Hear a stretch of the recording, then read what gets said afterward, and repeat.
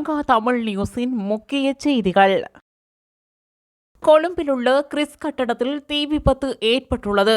இந்த அனர்த்தம் கட்டடத்தின் 60வது மாடியில் ஏற்பட்டுள்ளதாக போலீசார் தெரிவித்துள்ளனர். இந்நிலையில் தீயை அணைக்கும் தீவிர முயற்சிகள் தீயணைப்பு வீரர்கள் ஈடுபட்டு வருகின்றனர். தற்போது வரையில் 3 தீயணைப்பு வாகனங்கள் சம்பவ இடத்திற்கு கொண்டுவரப்பட்டுள்ளதாக போலீசார் தெரிவித்துள்ளனர்.